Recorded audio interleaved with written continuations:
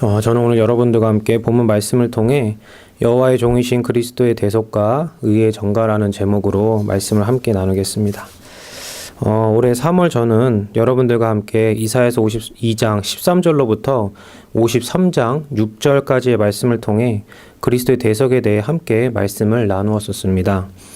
오늘은 그 뒷부분인 7절로부터 12절까지의 말씀을 통해 여호와의 종이신 그리스도의 사역과 그 결과에 대해 함께 은혜를 나누고자 합니다.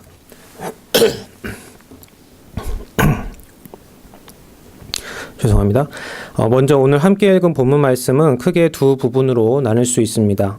첫 번째 부분은 7절로부터 9절까지이고 두 번째 부분은 10절로부터 12절까지입니다. 7절로부터 9절까지의 말씀에서 우리는 세 가지의 내용을 볼 수 있습니다. 첫 번째는 여호와의 종이신 그리스도의 고난과 죽으심과 장사되심이라는 비하이며, 두 번째는 그리스도의 자발적 순종이고, 세 번째는 그리스도의 무죄함입니다. 6절을 보시면 여호와께서는 우리 모두의 죄악을 그에게 담당시키셨다라고 말씀하십니다. 그리고 3절부터 5절까지에서는 우리의 죄를 담당하신 여호와의 종의 고난당하심에 대해 멸시받음, 버림받음, 강고를 많이 겪음, 질고를 암, 귀하게 여김받지 못함, 우리의 질고를 지고 슬픔을 당함, 징벌을 받고 하나님께 맞으며 고난당함, 찔림, 상함, 징계받음, 채찍에 맞음 등으로 표현하고 있습니다.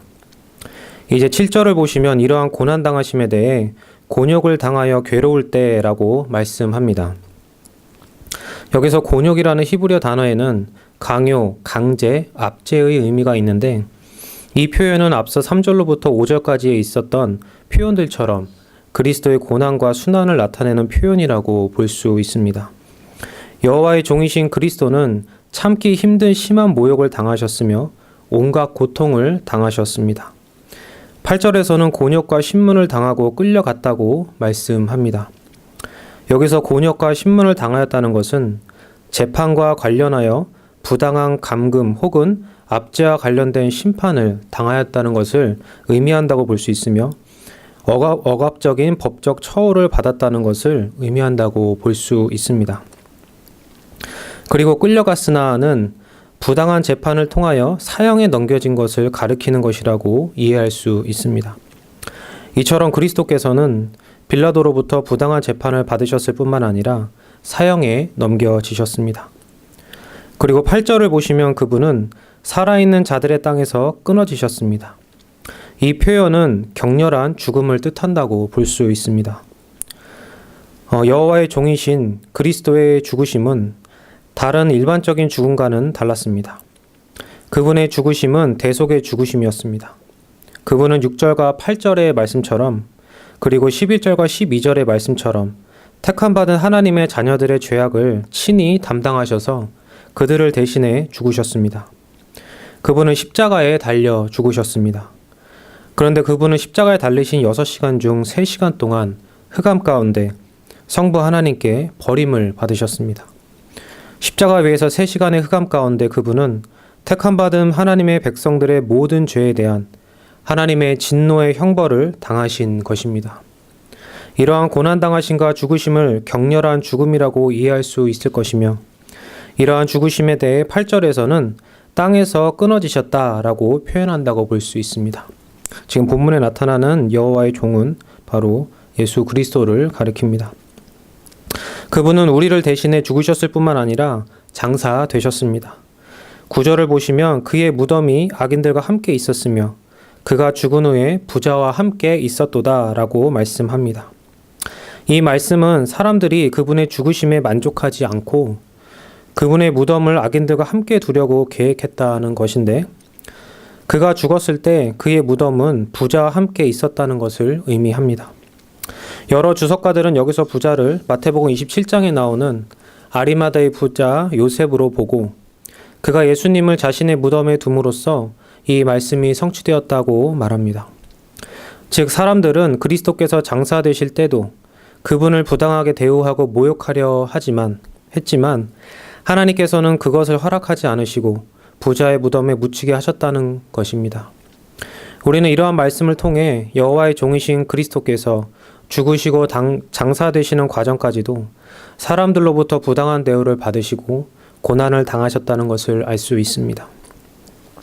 이처럼 우리는 7절로부터 9절까지의 말씀에서 그리스도의 고난당하심과 죽으심, 그리고 장사되심이라는 그분의 비하를 볼 수 있습니다.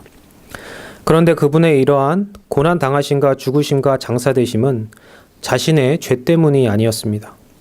6절 말씀을 보시면 여호와께서 우리 모두의 죄악을 그에게 담당시키셨다고 말씀합니다. 또한 8절 말씀을 보시면 내 백성의 허물, 즉 우리 허물 때문에 그분이 고난당하시고 죽으시고 장사되셨다고 말씀합니다. 여기서 허물이라는 단어에는 반역이라는 의미도 있습니다. 또한 12절에 나오는 범죄자 역시 반역자를 의미하기도 합니다.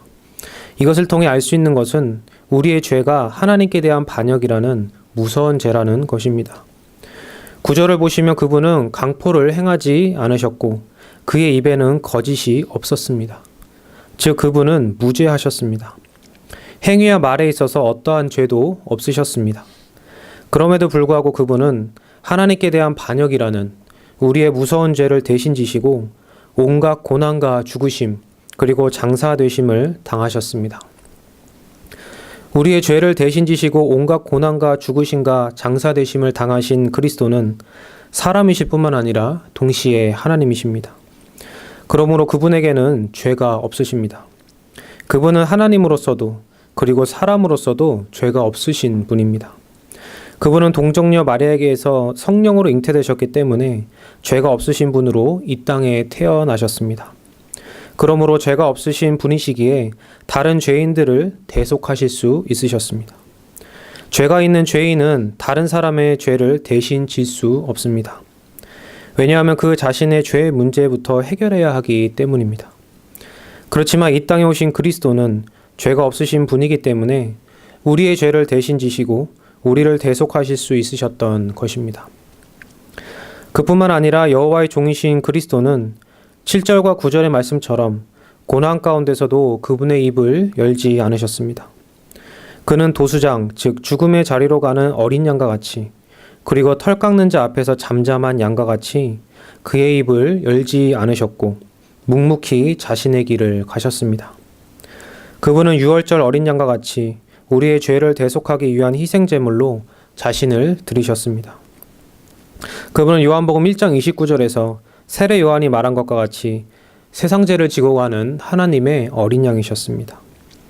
그분은 억압과 압제 그리고 부당한 재판과 온갖 모욕과 고난과 고통 가운데서도 어떠한 변명도 하지 않으셨습니다.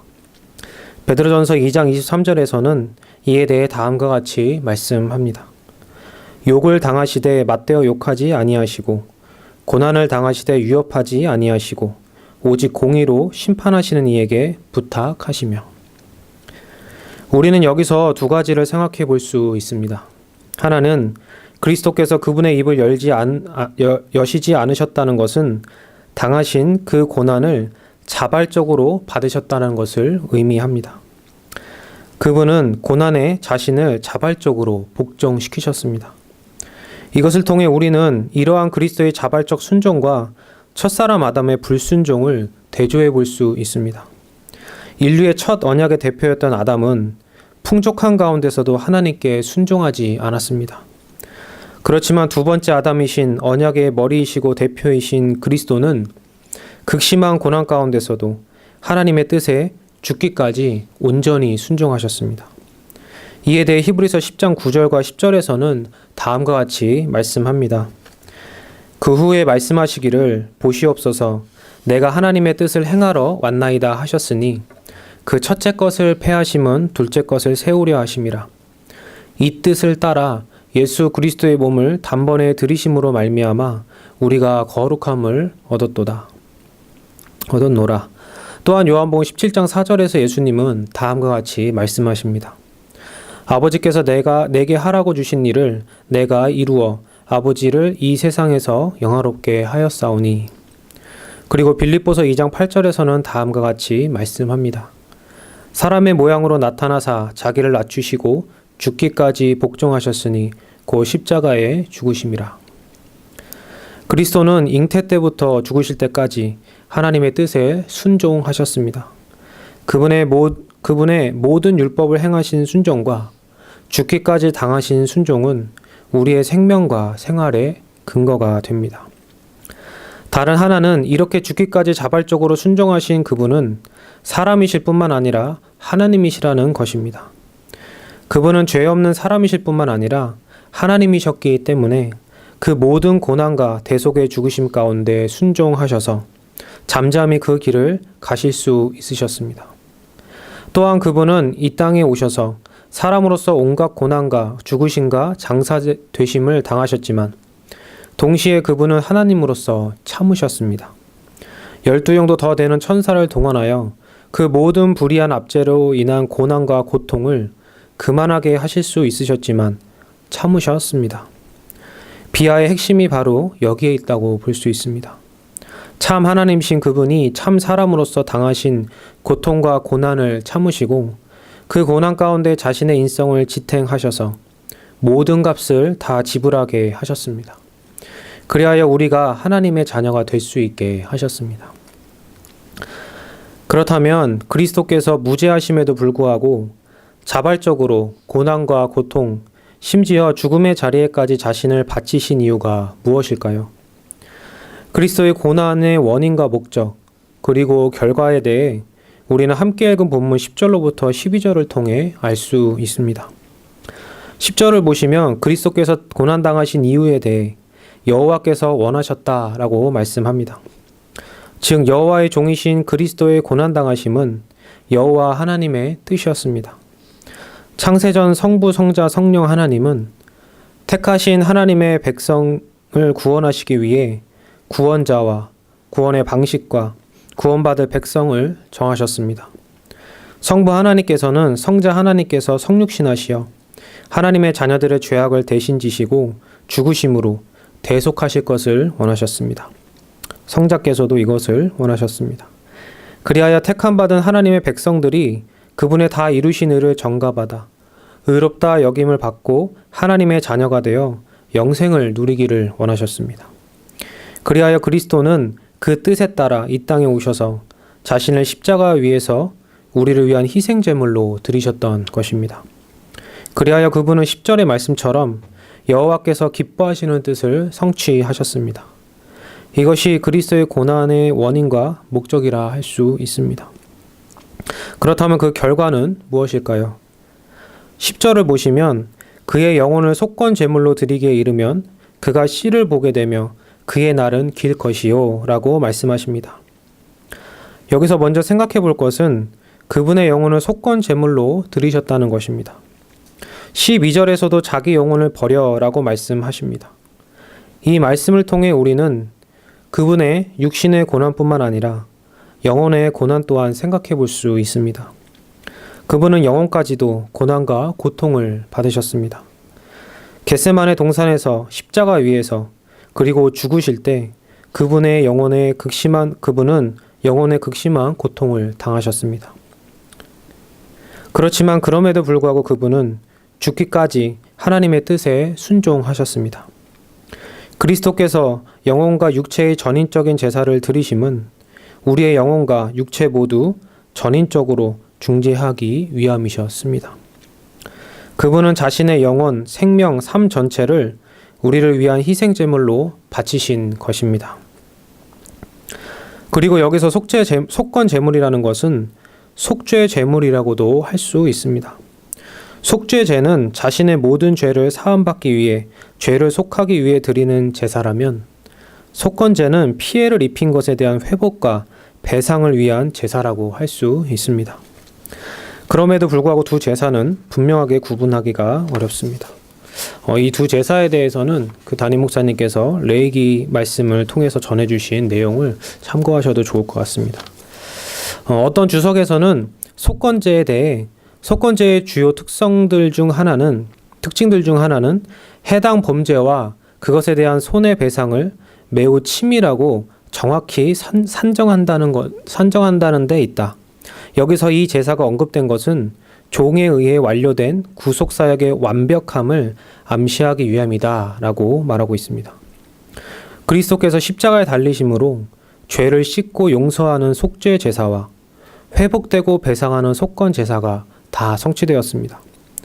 대제사장이신 그리스도께서 자기 자신의 희생제물로 우리의 구원을 위해 십자가 위에서 바치심으로 모든 제사가 성취되었고 우리를 구원할 모든 값이 지불되었습니다. 그리스도께서는 자신의 생명을, 자신의 목숨을 우리를 구원할 값으로 지불하셨습니다. 우리를 대신해 죽으신 것입니다. 그분은 언약의 법에 따라 불순종한 대가로 받아야 할 형벌과 죽음을 우리 대신에 치르시고 지불하셨습니다. 그리스도께서 자신의 영혼을 속건제물로 드리신 결과 그분은 씨를 보게 되며 그분의 날이 길게 되었습니다. 여기서 씨를 본다는 것은 자손, 후손을 본다는 것으로서 씨는 바로 그리스도의 대속의 사역으로 인해 구원받은 모든 하나님의 자녀들을 가리킵니다. 그분은 자신이 지불하신 대가로 자신의 공로와 의로 하나님의 자녀들을 죄로부터 구원하셨고 사셨습니다. 그리하여 모든 하나님의 자녀들은 그분의 씨가 되었고 그분의 자손이 되었습니다. 이제 그분은 몸인 지체의 머리가 되셨고 지체의 머리로서 그분은 자신의 몸을 구속하시고 사신 것입니다. 이제 그분의 씨는 머리인 그분과 연합되어 한 몸을 이루게 되었습니다. 교회로서 이 지체는 그리스도와 연합되어 영원히 함께하게 되었습니다. 이제 그리스도와 그분의 씨는 신랑과 신부로서 서로 연합되어 영원히 함께할 것입니다. 요한계시록 7장 9절의 말씀처럼 아무도 능히 셀 수 없는 큰 무리가 그분의 씨요, 그분의 지체요, 그분의 신부입니다. 또한 그분의 날은 길 것입니다. 여기서 그분의 날이 길다는 것은 오랫동안 산다는 것으로서 영원히 살 것임을 보여주는 것입니다. 그분은 7절로부터 9절에서는 죽으시고 장사되셨습니다. 그런데 이제 그분은 다시 살아나셔서 그분의 씨를 보게 되고 영원히 살게 될 것입니다. 그리스도는 이 땅에 오셔서 십자가에 달려 죽으심으로 우리를 구원할 모든 값을 다 지불하셨습니다. 그리고 부활하셨습니다. 그리고 승천하시어 하늘 보좌 우편에 앉게 되셨고 지금도 계속 그곳에 계십니다. 이제 그분은 사도들과 그리스도인들을 통해 복음을 전파하시고 성령을 부어주셔서 자신이 다 이루신 의를 선물로 주심으로 죄인들을 흑암의 권세에서 건져내셔서 하나님의 사랑의 아들의 나라로 옮기십니다. 그리고 때가 차기까지, 구원받은 백성의 수가 차기까지 이 사역을 계속하실 것입니다. 이 두 가지 말씀, 즉 그가 씨를 보게 되는 것과 그의 날이 길 것이라는 말씀은 각각 11절과 12절에서 다른 방식으로 표현됩니다. 먼저 그리스도의 씨에 대해 11절에서는 의롭게 된 많은 사람으로 표현되며 12절에서는 존귀한 자와 강한 자로 표현됩니다. 먼저 11절을 보시면 여호와께서 직접 말씀하시는 부분이 나옵니다. 여호와께서는 나의 의로운 종이 자기 지식으로 많은 사람을 의롭게 하며 또 그들의 죄악을 친히 담당하리로다 라고 말씀하십니다. 그리스도는 여호와 하나님의 의로운 종입니다. 그분은 하나님으로서 의 그 자체이신 분이시며 사람으로서 그분은 죄가 없으시며 성령으로 충만하시고 일평생 모든 의를 다 이루신 의로운 분입니다. 그러므로 여기서 자기 지식이라는 것은 이 의와 관련된 지식을 말한다고 볼 수 있습니다. 여기서 자기 지식은 두 가지로 해석될 수 있는데 하나는 그분의 지식이라고 해석될 수 있고 또 다른 하나는 그분에 대한 지식이라고 해석될 수 있습니다. 어떠한 경우든 이 지식은 의로운 분의 지식 또는 의로운 분에 대한 지식으로서 많은 사람을 의롭게 할 의와 관련된 지식입니다. 의는 의 자체이신 하나님의 법에 순종하는 것입니다. 그런데 첫사람 아담, 인류의 대표 행위 언약의 대표였던 아담의 불순종으로 인해 모든 사람은 하나님의 법에 불순종한 불의한 자가 되었습니다. 그렇기 때문에 죄인을 의롭게 하기 위해서는 이제 하나님께서 기름 부으신 메시아, 즉 그리스도께서 언약의 대표로서 우리를 대신해 하나님의 법에 순종해야 하며 아담의 불순종으로 받아야 할 형벌을 대신 받아야 합니다. 그리스도는 앞서 살펴본 7절로부터 8절까지의 말씀처럼 우리의 죄를 대신 지시고 고난과 형벌을 대신 당하셨습니다. 그리스도는 고난과 죽음에까지 자신을 잠잠히 자발적으로 순종하셨습니다. 또한 그분은 잉태 때부터 십자가에 달려 죽으시기까지 하나님의 법인 율법에 순종하셨습니다. 그러므로 모든 의를 다 이루셨습니다. 이러한 당하신 순종과 행하신 순종으로 그리스도는 모든 의를 다 이루셨고 이제 하늘 보좌 우편에서 성령을 주심으로 다 이루신 의를 우리 것 되게 하십니다. 그러므로 그리스도는 의에 대한 그분의 지식, 즉 대속과 그 의를 주시는 정가라는 위대한 구원의 지식으로 많은 사람, 즉 그분의 씨를 의롭게 하십니다. 또한 여기서 자기 지식을 그분에 대한 지식으로 본다면 이것은 그분에 대한 지식을 믿음으로 많은 사람이 의롭게 된다는 말씀으로 이해할 수 있을 것입니다. 즉 믿음에 대한 강조로 볼 수 있을 것입니다. 이 믿음은 앞서 말씀드린 대속과 정가에서 정가와 연결되므로 이 두 가지의 해석은 결국 동일한 것을 말한다고 볼 수 있을 것입니다. 이제 그리스도의 씨에 대해 12절에서는 존귀한 자와 강한 자로 표현합니다. 존귀한 자, 강한 자로 표현됩니다. 12절에서는 다음과 같이 말씀하십니다. 그러므로 내가 그에게 존귀한 자와 함께 몫을 받게 하며 강한 자와 함께 탈취한 것을 나누게 하리니. 여기서 그러므로는 빌립보서 2장 9절의 이러므로를 생각나게 합니다. 빌립보서 2장 9절로부터 11절의 말씀은 이와 같습니다. 이러므로 하나님이 그를 지극히 높여 모든 이름 위에 뛰어난 이름을 주사 하늘에 있는 자들과 땅에 있는 자들과 땅 아래에 있는 자들로 모든 무릎을 예수의 이름에 꿇게 하시고 모든 입으로 예수 그리스도를 주라 시인하여 하나님 아버지께 영광을 돌리게 하셨느니라. 그리스도는 빌립보서 2장의 말씀처럼 자신의 영혼을 버려 속건 제물로 드리고 범죄자 중 하나로 여김을 받아 지극히 낮아지셔서 여호와께서 기뻐하시는 뜻을 모두 성취하심으로 이제 여호와께서 그분을 지극히 높여 주셨습니다. 어느 주석가는 12절의 말씀을 이 모습은 종과 함께 승리의 행진을 하는 모습, 모든 백성이 정복자처럼 행진하며 전리품을 집으로 가져오는 모습이라고 말합니다. 이제 그리스도의 씨, 그분의 몸, 그분의 교회는 머리이신 그분의 승리로 인하여 승리의 기쁨과 목, 전리품들을 함께 받아 누릴 것입니다. 그리스도께서 다 이루신 의로 인해 이제 하나님의 모든 자녀들은 그리스도와 함께 그분 안에서 하나님의 자녀됨의 복과 특권을 영원히 누리게 될 것입니다. 이제 죄인이 구원을 받아 모든 죄를 용서받고 하나님의 자녀가 되어 성부 하나님을 아버지로 부르게 되며 아버지와 자식이 누릴 수 있는 친밀한 관계를 그리스도의 중보하심으로 인해 누리게 되었고 앞으로도 영원히 누리게 될 것입니다. 또한 그리스도를 자신의 신랑으로 삼아 친밀한 교제를 영원히 누리게 될 것입니다.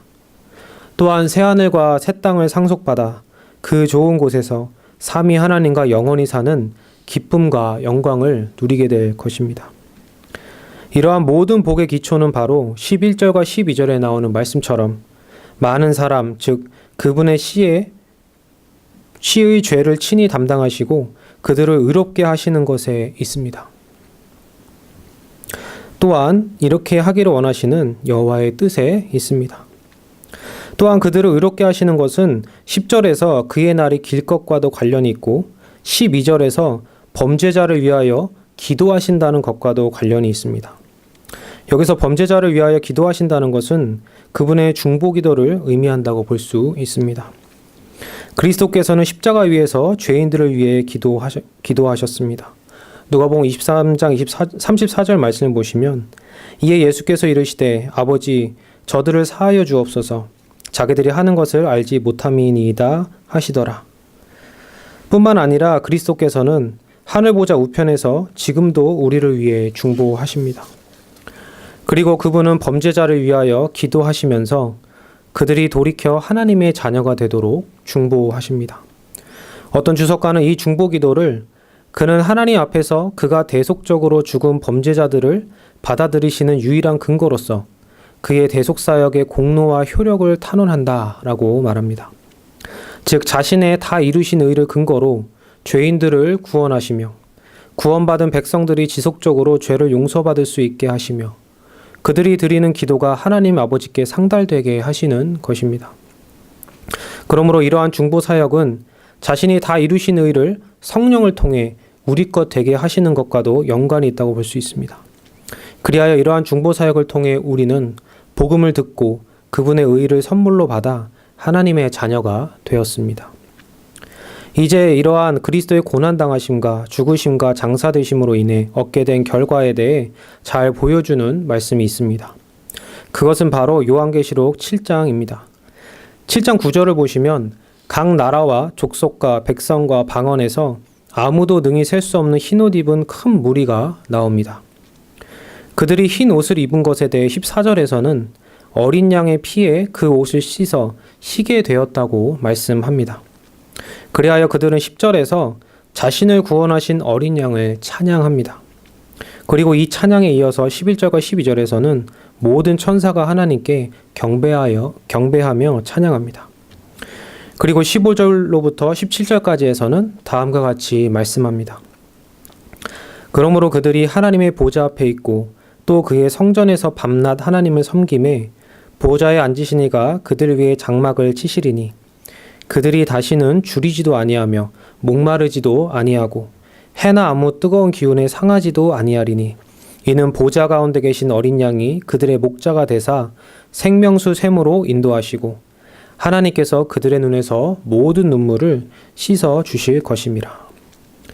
그러므로 그리스도는 오늘 본문 11절의 말씀처럼 자기 영혼에 수고한 것을 보고 만족히 여기십니다. 왜냐하면 그분의 수고로 우리가 구원을 받아 하나님의 자녀가 되어 하나님과 영원히 함께하게 되었기 때문이며 성부 하나님의 사랑과 의와 그분의 영광이 밝히 드러나 찬양을 받으시게 되었기 때문입니다. 그러므로 성부 하나님은 그리스도를 자신의 의로운 종이라고 부르시며 자신의 뜻을 기뻐하시는 뜻이라고 말씀하십니다.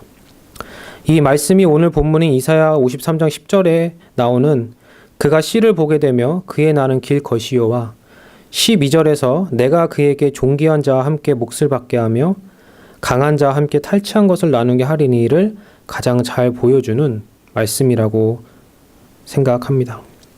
특히 12절의 말씀은 성부 하나님께서 예수 그리스도의 공로를 받으시고 그분이 다 이루신 의를 우리 것 삼아 주셔서 구원의 복을 누리게 하신다는 말씀으로 이해할 수 있을 것입니다. 이제 말씀을 마치겠습니다. 우리 또한 그리스도를 믿음으로 그분이 다 이루신 의를 선물로 받아 하나님의 자녀가 된 성도들입니다. 그리스도께서는 우리를 대신하여 죽으셨습니다. 바로 내 죄 때문에 그리스도께서 죽으셨습니다. 곧 내가 그분을 죽인 것입니다. 그런데 그리스도의 죽으심은 우리를 구원하시기 위해 창세전에 정하신 성부 하나님의 뜻입니다. 그러므로 우리는 그리스도의 공로로 구원을 받게 되었고 그리스도의 대속을 통해 우리를 향한 하나님 아버지의 사랑을 확증하게 되었습니다. 그러므로 우리는 우리를 대신해 죽으신 그리스도의 그 죽으심을 굳게 믿고 그분의 다 이루신 의를 굳게 믿는 가운데 우리에게 가장 귀한 선물이 바로 그리스도 자신이요 그분의 의라는 것을 늘 기억해야 할 것입니다.